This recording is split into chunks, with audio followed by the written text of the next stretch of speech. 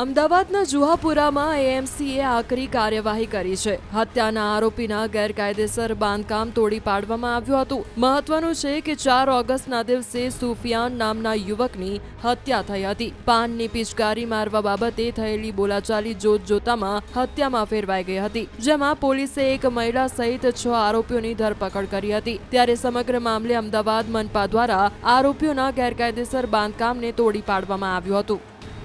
રોકવા બાબતે ઝઘડો થયો અને ઝઘડામાં આ આરોપીને મર્ડર કરવામાં આવ્યું, જેમાં કુલ 5 આરોપી અને એક મહિલા સહિત કુલ 6 આરોપીને અમે હસ્તગત કરેલ અને એરેસ્ટ કરવામાં આવે. હાલ આરોપીઓ જેલ છે, જેમાંના અત્યારે 3 આરોપીઓ છે, તારીક અને અયાન, જેઓના ઘરનું આજ ડિમોલેશન છે, ગેરકાયદેસર બાંધકામ છે એનું કરવામાં આવેલું છે.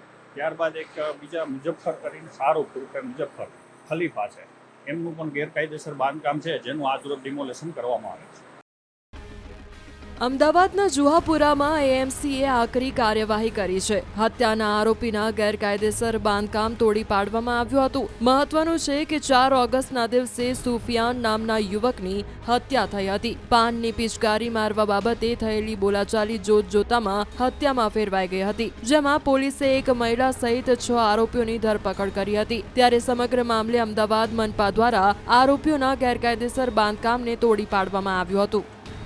રોકવા બાબતે ઝઘડો થયો અને ઝઘડામાં આ આરોપીને મર્ડર કરવામાં આવ્યું, જેમાં કુલ 5 આરોપી અને એક મહિલા સહિત કુલ 6 આરોપીને અમે હસ્તગત કરેલ અને એરેસ્ટ કરવામાં આવે. હાલ આરોપીઓ જેલ છે, જેમાંના અત્યારે 3 આરોપીઓ છે, તારીક અને અયાન, જેઓના ઘરનું આજ ડિમોલેશન છે, ગેરકાયદેસર બાંધકામ છે એનું કરવામાં આવેલું છે.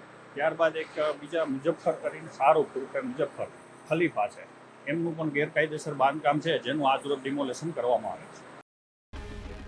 અમદાવાદના જુહાપુરામાં એએમસીએ આકરી કાર્યવાહી કરી છે. હત્યાના આરોપીના ગેરકાયદેસર બાંધકામ તોડી પાડવામાં આવ્યું હતું. મહત્વનું છે કે 4 ઓગસ્ટના દિવસે સુફિયાન નામના યુવકની હત્યા થઈ હતી. પાનની પિચકારી મારવા બાબતે થયેલી બોલાચાલી જોતજોતામાં હત્યામાં ફેરવાઈ ગઈ હતી, જેમાં પોલીસે એક મહિલા સહિત 6 આરોપીઓની ધરપકડ કરી હતી. ત્યારે સમગ્ર મામલે અમદાવાદ મનપા દ્વારા આરોપીઓના ગેરકાયદેસર બાંધકામને તોડી પાડવામાં આવ્યું હતું.